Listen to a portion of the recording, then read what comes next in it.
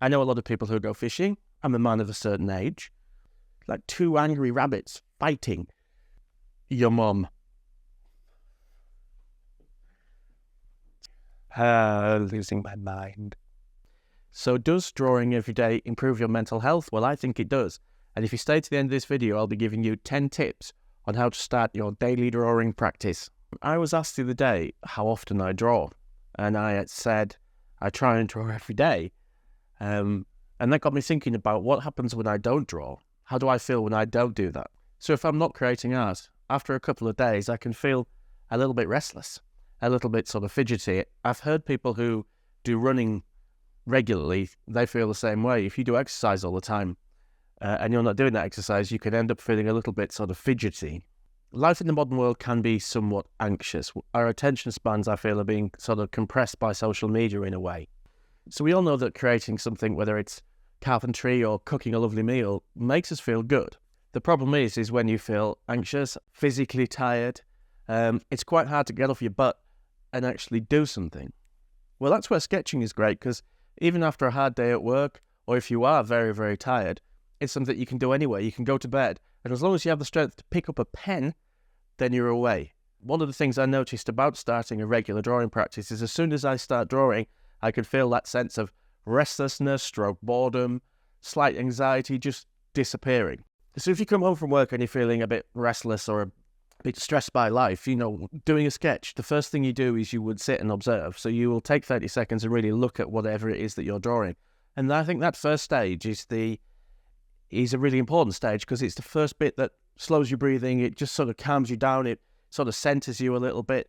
Now, the process of sketching itself is a really interesting one, because, you have to make decisions. You're observing and then you're transferring what you see with your eyes into something you're doing with your hand. So there's a sort of filtering process that goes on there. And those decisions really do occupy a lot of your brain when you sketch. But it's also a great opportunity to experiment. It's a great opportunity to try some new techniques, try some new things. The great thing about sketching is that nobody gets hurt normally unless you're doing something very odd. Nobody dies unless you're doing something really, really odd. And nobody gets arrested for it unless you're sketching something, well, you get the idea. Now, drawing and sketching as a process is as long or short as you want it to be on any given day, and you can decide that. Now, people talk about drawing as a state of flow, and I really get that. I mean, I think particularly as it's a tactile thing, you can feel the tension of the pen on the paper. You can feel the paper. This is not a digital thing. You're not wearing VR goggles and locked into a virtual world. It's a physical activity. And I think there's something in those activities where it's quite easy to get a flow state. It's quite easy to get into it. I mean, the classic will be drumming or dancing or those kind of things in a way that I just don't think you get when you're watching television, because that is such a passive activity. There's a kind of sense of a soothing, whereas creating or sketching is active. And that brings us around to an interesting question of, like, if my drawings are going to be rubbish, why am I going to bother anyway? So aside from pointing out the obvious, which is, to learn to walk, first we have to crawl, fall over, bleed, do it again, more bleeding. And eventually we learn a skill like walking. Drawing is no different. It's no different to playing a musical instrument. You have to make some horrible noises on the violin before you're a virtuoso. But there's also bigger questions here. There's questions about how art is metaphor for life and stuff like that. The way that we approach our lives, do we try and see the best of every day?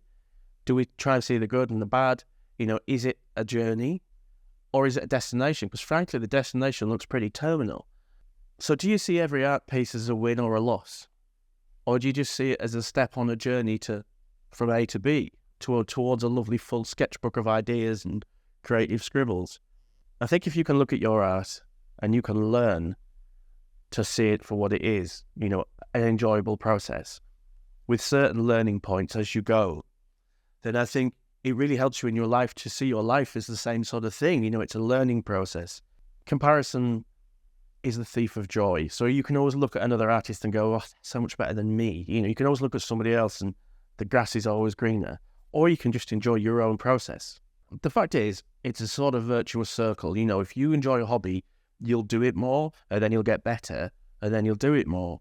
So if you can have the right mindset from the outset, if you know what I mean, or develop it as you go, you're more likely to actually achieve something that you want to achieve for yourself. So a daily drawing practice has really helped me, and it could help you. But I guess the question is here, how do you start? What would be your 10 top tips? Well, it's funny you should say that. But before I give them to you, would you mind doing me a solid favour, hitting like, hitting subscribe? It all helps the channel, costs you nothing. I'd love you forever. Okay, so here we go. Here's 10 top tips for starting your daily drawing practice. So number 1, do not be afraid to doodle. I can't say that. Don't be afraid to doodle. You don't have to do big drawings. You could just do some fun little drawings. Do a page of little figures, little people walking along, or a little dog, or some repeating patterns. You don't actually have to do a drawing. You can just do some. I hate people that do that. Like 2 angry rabbits fighting. Sorry. So you don't have to do big complicated drawings. Some days just a few doodles is enough. So number 2 would be, don't be over ambitious. Particularly on an evening, if you're tired, just do something simple. If it's a weekend, do maybe something more complicated. So just keep it simple. Don't put pressure on yourself to create big pieces of work. So number 3, I would say buy a sketchbook specifically for your daily drawings. Get a small one, A5 or smaller. You could even go A6. And that means you can carry it with you, and wherever you are, you can whip it out and do a quick sketch. So number 4, try and do a little bit every day. 10 minutes, quarter of an hour is enough. But don't do anything more complicated than that, because then you'll feel pressure, you'll feel overcommitted. Number 5, try some new techniques. Try a bit of cross-hatching. You do a continuous line drawing exercise. Do some blind drawing where you don't look at the sketch pad and you just draw without looking. Make it fun, make it play, rather than practice. I'm doing it again, rabbits everywhere. So number 6, do 3 weeks if you can, and then go back and review it. And it'd be really interesting to see if you can see how you've developed in that time. Number 7, you can draw anything. Anything. You could draw your pen. You can draw your hand sketching. You can draw your foot or a cup. Anything. It doesn't really matter what you draw. Everything has shape and texture and values. So don't feel you have to download the perfect picture, spend 2 hours finding the perfect still life. You don't have to. You can sketch anything. So number 8, don't use an eraser, because what will happen is you'll make a line and then you'll go, oh, I don't like that, and you'll rub it out. And then you'll make another line and you go, and then you rub it out. Before you know it, you've not done anything. So get a pen and just rough it in first, whatever it is you're sketching, and then make some bolder lines. Sounds a bit mad, but trust me, you'll thank me. If you do that enough, your sketching will improve so much quicker than if you spend ages constructing the perfect pencil sketch. Plus the fact it's a quarter of an hour of play, so I'm going to really encourage you just to get your pen, get stuck in. Don't bother with erasers or anything like that. Just start. So number 9 is be kind on yourself. After a quarter of an hour of sketching, you may look at your drawing and go, I don't like that. But it's not really about placing a value on that. It's about the value of the whole week or the whole year or the whole 10 years of it. That's the value. It's all about the process. So number 10, and this is not an easy one, is try and free yourself from distractions if possible. You can sketch in the bath, you can sketch in bed, you can sketch somewhere where it's quiet, or if you live in a really busy house, it's maybe a perfect opportunity to go for a 10-minute walk down the street and do some sketching. So if you're new to drawing or sketching and you want to try a new technique, have a look at this video up here. It's perfect for a daily drawing practice because it's quite easy to learn and it's quite fast.